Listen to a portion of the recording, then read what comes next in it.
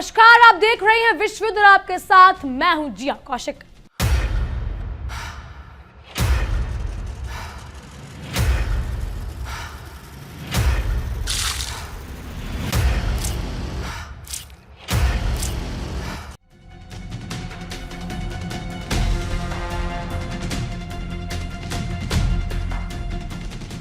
Middle east के इस खौफनाक अखाड़े में इस वक्त जो कूटनीतिक नौटंकी, बयानबाजी और दाव पेच चल रहे हैं, उसे देखकर तो बस यही कहावत सटीक बैठती है कि चित भी मेरी, पट भी मेरी और सिक्का भी मेरा।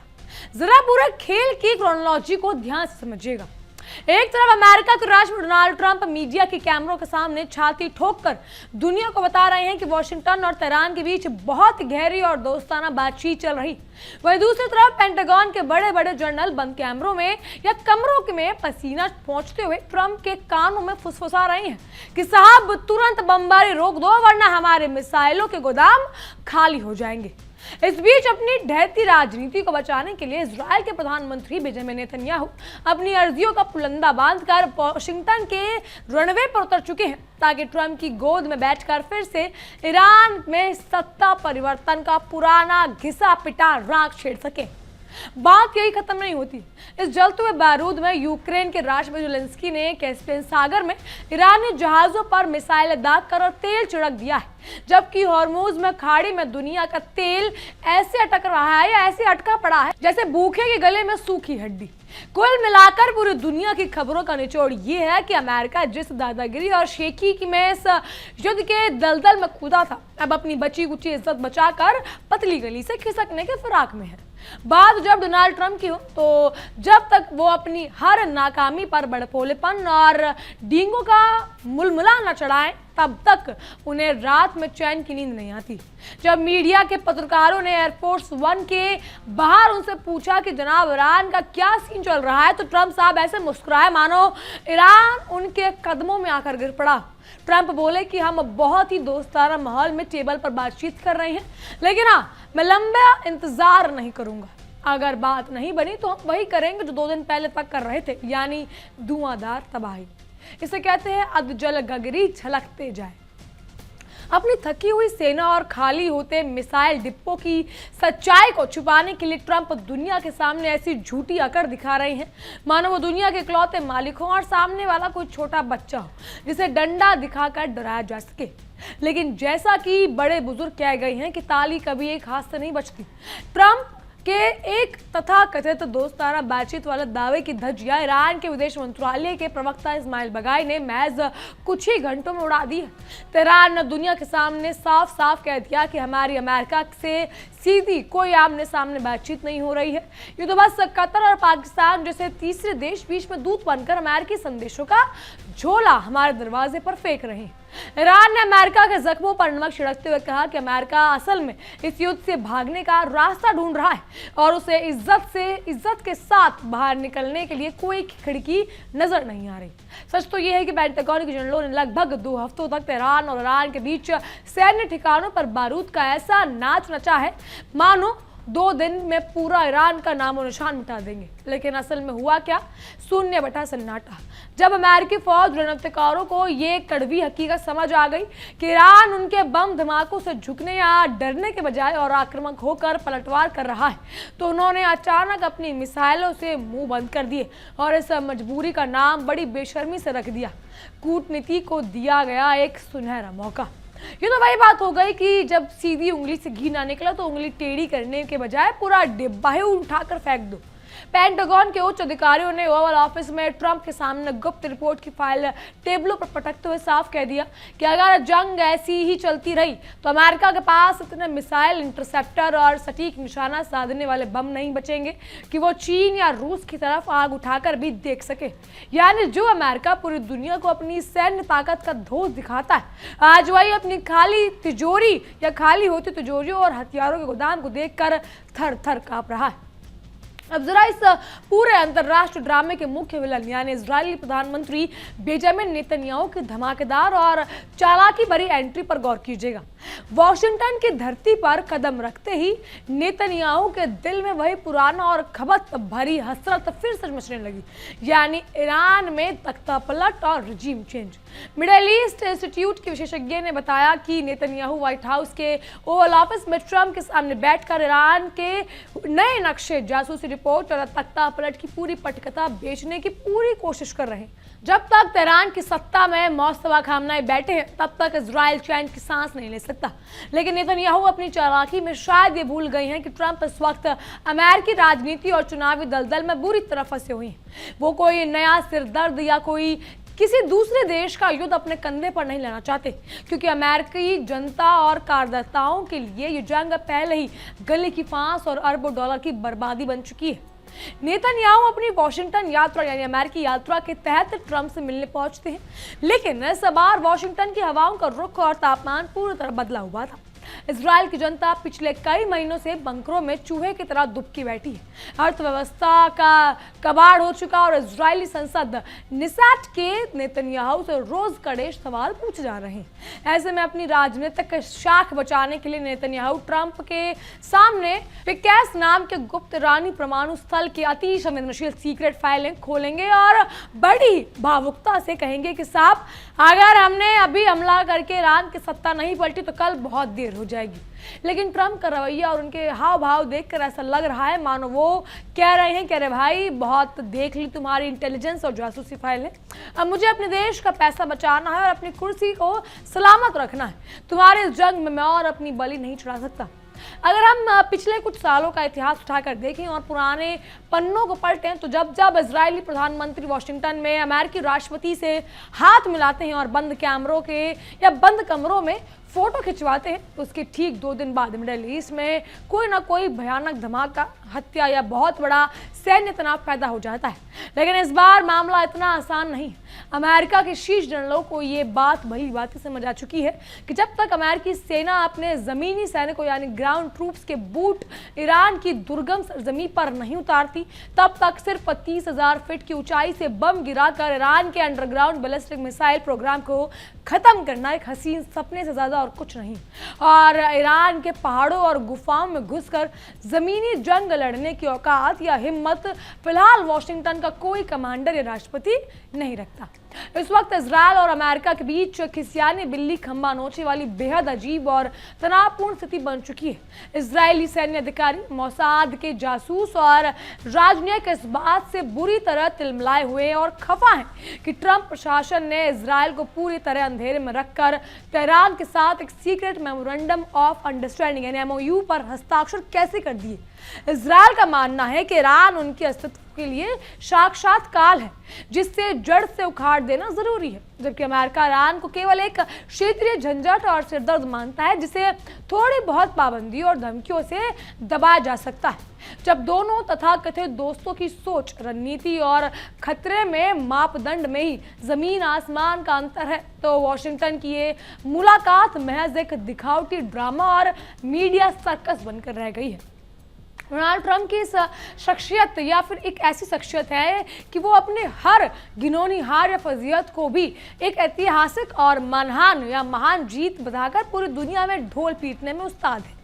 मिशिगन की एक विशाल जनसभा में अपने अंध समर्थकों की भीड़ को संबोधित करते हुए ट्रंप ने मंच से अपनी छाती ठोक कर कहा, हम जीत रहे हैं, ईरान पूरी तरह घुटनों पर आ चुका है, उनके पास अपने लड़ाकों को राशन और सैलरी देने के लिए डॉलर नहीं बचे।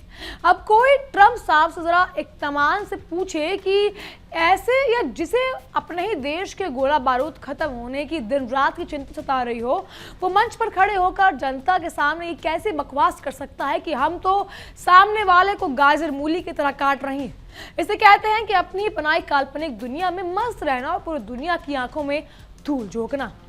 वॉशिंगटन के कमरों में कूटनीति और शांति के नाम पर भले ही लंबे चौड़े प्रेस नोट जारी किए जा रहे हैं, लेकिन जमीनी हकीकत यह है कि अमेरिकी सैन्य रणनीतिकारों के दिमाग का दिवाला पूरी तरह निकल चुका है। ईरानी सेना के एक वरिष्ठ प्रवक्ता ने अमेरिका पर तंज कसते हुए बहुत ही सटीक बात कही कि अमेरिकी राजनीति और राजनीतिक और सैन्य नेतृत्व इस वक्त डिसीजन मेकिंग फटीग नाम के गंभीर बीमारी से जूझ रहा है। यानी अमेरिका या अमेरिकी साहबों को खुद समझ नहीं आ रहा कि वो कौन सा लाल बटन दबाएं, किसे धमकी दें और कौन सा सफेद झंडा लहराएं। वो जोश जोश में जंग की शुरुआत को तो कर चुके हैं, लेकिन अब ईरान के दलदल से बाहर निकलने का सुरक्षित रास्ता उन्हें दूर दूर तक नजर नहीं आ रहा। इस पूरे अंतर्राष्ट्रीय ड्रामे और सर्कस में अब यूक्रेन के राष्ट्रपति जेलेंस्की ने भी बहती गंगा में हाथ धोते हुए अचानक ऐसी खतरनाक एंट्री मारी कि सब हैरान रह गए। यूक्रेन की सेना ने कैस्पियन सागर में शांत पानी में एक रूसी युद्धपोत और ईरान से जुड़े मालवाहक सैन्य जहाजों पर आत्मघाती मिसाइलें दाग दी। कैस्पियन सागर जवाब बता के इस भीषण युद्ध की लपटों से पूरी तरह सुरक्षित और दूर था। वो एक ईरानी व्यापारी नेविक की मौत के बाद तेहरान का खून पूरी तरह खौल उठा है। ईरान के कड़क विदेश मंत्री अब्बास अरागची ने तुरंत यूरोपीय संघ की विदेश नीति प्रमुख और रूसी विदेश मंत्री सरगाई लावरोव को फोन घुमाकर बेहद सख्त लहजे में चेतावनी दी है कि यूक्रेन की इस खुली आक्रामकता का ऐसा खौफनाक और भयानक जवाब दिया कि कीव की आने वाली पीढ़ियां याद रखेंगी। यूक्रेन की इस गैर जिम्मेदाराना और बेवकूफाना हरकत ने वॉशिंगटन के आकाओं के माथे पर चिंता की गहरी लकीर खींच दी, क्योंकि एक तरफ ईरान के समर्थन में अमेरिका ईरान के सामने कतर और पाकिस्तान के जरिए गिड़गिड़ाकर सीजफायर और बातचीत की भीख मांग रहा है, और दूसरी तरफ उसका दुलारा यूक्रेन जाकर कैस्पियन सागर में एक नया मोर्चा खोला है। तेहरान का सीधा और कड़ा आरोप है कि यूक्रेन ने इस युद्ध की आग को मिडल ईस्ट में जानबूझकर खींच रहा है ताकि पूरे रूस यूक्रेन संघर्ष का दायरा बड़ा हो सके और उसे अमेरिका से अरबों डॉलर के हथियार मिल सके। अब अमेरिकी अधिकारी अपना सिर पकड़कर बैठे हैं और कि वो अपनी फज्जियां समेटें या फिर यूक्रेन का फैलाया हुआ ये नया रायता समेटें। उधर पूरी दुनिया की अर्थव्यवस्था की असली नस और सांस कही जाने वाली स्ट्रेट ऑफ हॉर्मुज पर ईरान का सिकंजा लोहे के पंजे की तरह कस चुका है। एक रिपोर्ट की माने तो 24 से 26 जुलाई के बीच हॉर्मुज के संकरे रास्ते से केवल 29 व्यापारी जहाज ही जान हाथ हथेली पर रखकर गुजर पाए, जिनमें से केवल 8 जहाज अंदर घुसे। इसके मुकाबले लाल सागर के बाब अल मंदेब में 100 से ज्यादा जहाज बिना किसी डर से आराम से निकल पा रहे हैं। इस आंकड़े का सीधा और साफ मतलब यह है कि ईरान के दुनिया के तेल सप्लाई के मुख्यालय पर या मुख्य नल पर अपनी मजबूत उंगली जमा कर रखी है और अब तक या जब तक चाहेगा और दुनिया को बूंद बूंद तेल के लिए वो तरसा सकता है। ईरान द्वारा हॉर्मुज की संपूर्ण आर्थिक नाकेबंदी ने पश्चिम मुल्कों और यूरोपीय देशों की हालात पूरी तरह पस्त कर दिए। ईरान का स्टैंड शीशे की तरह साफ है। अब तक अमेरिका उस पर लगाई उन तमाम अवैध आधिकारिक पाबंदियां नहीं हटा सकता और युद्ध में हुए नुकसान का पूरा हर्जाना नहीं दे सकता। तब तक इस समुद्री रास्ते से किसी भी अमेरिकी, इजरायली या उनके मददगार देश का एक भी तेल टैंकर सही सलामत नहीं गुजर पाएगा। अमेरिकी नौसेना चाहे जितनी भी गश्त लगाने का खोखला दावा कर ले, लेकिन दुनिया की बड़ी बड़ी शिपिंग कंपनियां और बीमा एजेंसियां अब इस रास्ते पर अपने महंगे जहाज भेजने के साफ तौबा कर चुकी है। हॉर्मुज के इस समुद्री ताले का सीधा असर दुनिया के शेयर बाजारों और कच्चे तेल की अंतर्राष्ट्रीय कीमतों पर साफ शब्दों में देखने को मिल रहा। जैसे ही वॉशिंगटन से सीजफायर और बातचीत की अफवाहें उड़ी, अंतर्राष्ट्रीय बाजार में ब्रेंट क्रूड ऑयल का भाव $100 प्रति बैरल के खतरनाक स्तर पर लुढ़ककर सीधे $85.55 पर आ गिरा। यानी दुनिया की अर्थव्यवस्था भी अच्छी तरह जानती है कि अमेरिका की दादागिरी केवल कागजी और रेलियो तक सीमित है। अगर जंग एक हफ्ता और खिंच गई तो पेट्रोल और डीजल के दाम इतने आसमान छूने लगेंगे कि आम नागरिक या अमेरिकी नागरिक का गुस्सा भड़क उठेगा और ये चुनाव में ट्रंप के सिंहासन को उखाड़ फेंकेगा। अब जरा इजराइल के घर के अंदर चल रहे हैं और भारी असंतोष, बगावत और ड्रामे पर नजर डाल लीजिए। इजराइल के इतिहास में पहली बार 600 से ज्यादा पूर्व शीर्ष सैन्य अधिकारियों, मोसाद के पूर्व जासूस, कमांडरों और जनरलों ने एक संयुक्त खत दस्तखत करके सीधे वॉशिंगटन भेजा है। उन्होंने अमेरिकी राष्ट्रपति ट्रंप को कड़े शब्दों में चेतावनी दी है कि नेतन्याहू सरकार वेस्ट बैंक में जिस तरह से उग्रवादी यहूदी सेटलर्स और फिलिस्तीनियों की जमीन पर अवैध कब्जा करने और का नाच फैलाने की उकसा रही है, वो इजराइल को खुद अपने विनाश के गहरे कुएं में ढकेल सकता है और उसकी सुरक्षा के लिए सबसे बड़ा आत्मघाती कदम साबित हो सकता है। ये चिंगाड़ता हुआ सनसनीखेज खाता इस बात का पुख्ता सबूत है कि इजराइल का अपना रक्षा, जासूसी और सुरक्षा तंत्र नेतन्याहू की तानाशाही नीतियों के खिलाफ पूरी तरह बगावत पर उतर आया। इन 600 अनुभवी जनरलों ने ट्रंप को आगाह किया कि अगर उन्होंने वॉशिंगटन में बैठकर या बैठक में नेतन्याहू के कान खींचकर लगाम नहीं लगाई तो ट्रंप का सबसे बड़ा कूटनीतिक प्रोजेक्ट यानी अब्राहम अकॉर्ड पूरी तरह ताश के पत्तों की तरह ढह जाएगा और कोई भी अरब देश इजराइल के साथ संबंध सामान्य करने के लिए कभी राजी नहीं होगा, जिसे इजराइल पूरे मिडिल ईस्ट में बिल्कुल अकेला और अछूत बनकर रह जाएगा। इजरायली सेना के बड़े जनरलों ने दबी आवाज में किस कड़ी हकीकत को स्वीकार किया कि वेस्ट बैंक में उग्रवादी यहूदी गुट अब इतने बेकाबू और सिर चढ़े हो चुके हैं कि वो अपनी ही सेना के वरिष्ठ अधिकारियों के आदेश मानने वाले या मानने से साफ इनकार कर रही हैं। वो फिलिस्तीनी गांव, खेतों और घरों में जला रहे हैं तो और जब इजरायली सैनिक उन्हें कानून का पाठ पढ़ाने जाते हैं तो वो अपनी ही फौज पर पथराव और गोलियां चला देते हैं। इसे कहते हैं बोया पेड़ बबूल का तो आम कहां से हुए। नेतन्याहू ने अपनी कुर्सी बचाने के लिए जिस नफरत और उग्रवाद का बीज बोया था, आज वही उनके अपने देश का या देश की सेना का गला घोट रहा है। इस महासंग्राम और मिसाइल युद्ध के बीच एक और नया कूटनीतिक नाटक पर्दे के पीछे शुरू होने जा रहा है।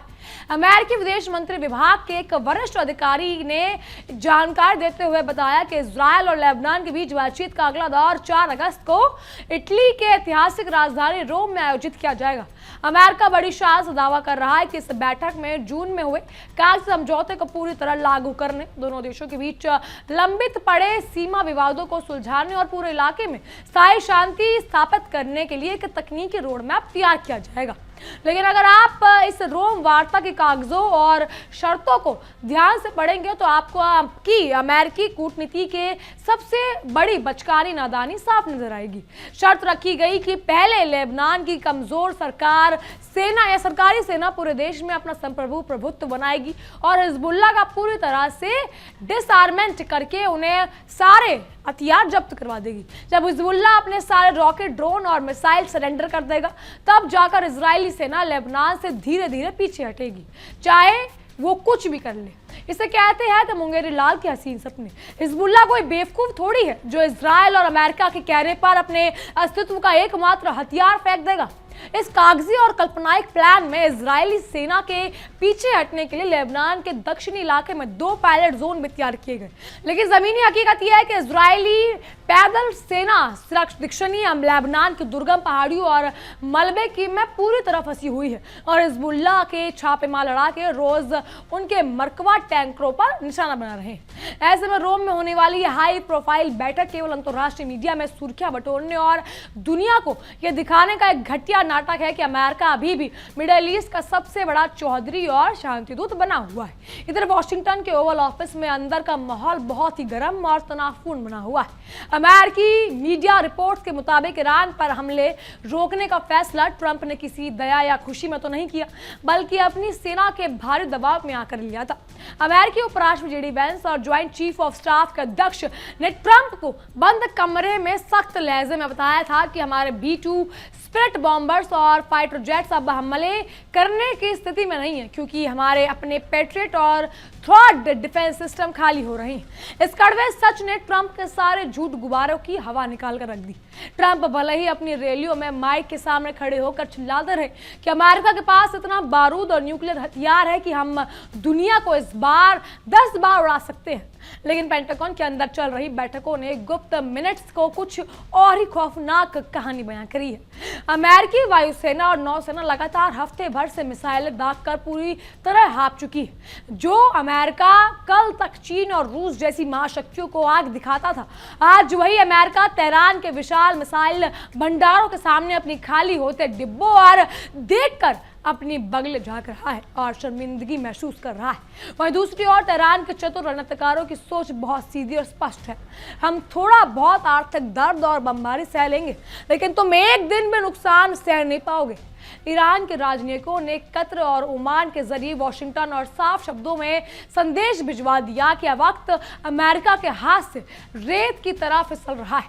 अमेरिका में महंगाई बढ़ रही है, पेट्रोल के दाम भाग रहे हैं और अमेरिकी जनता अब किसी भी दूसरे देश के युद्ध के लिए अपने गाड़ी कमाई का पैसा बहाने को तैयार नहीं है।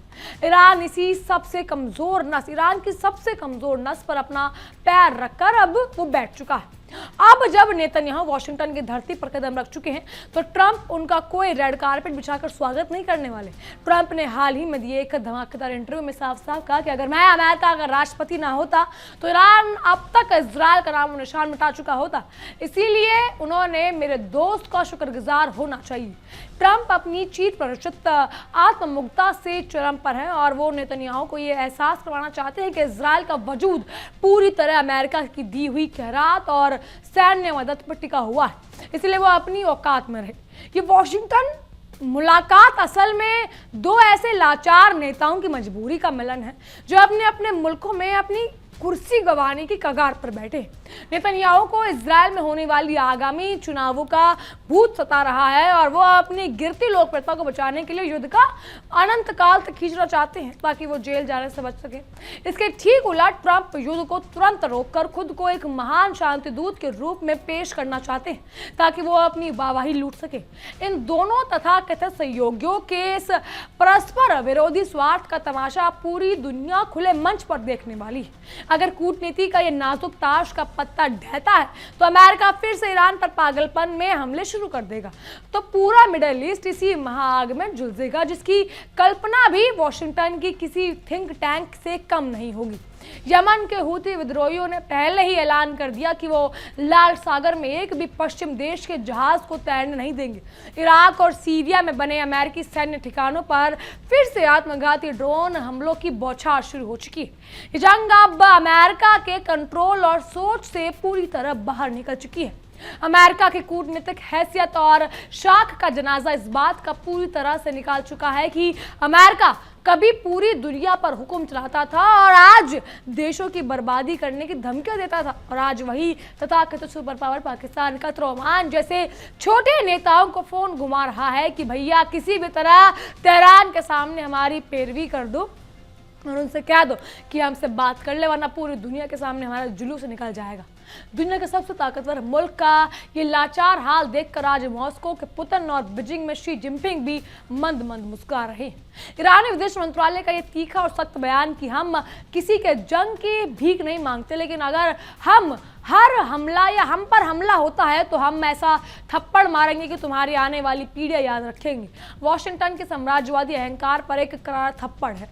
दशकों से सख्त आर्थिक पाबंदियों, अलगवाद और अब बदहाली के बावजूद ईरान ने अपने अमेरिका जैसी महाशक्ति को ये सोचने पर मजबूर कर दिया कि ईरान से उलझना कितना भारी पड़ सकता है।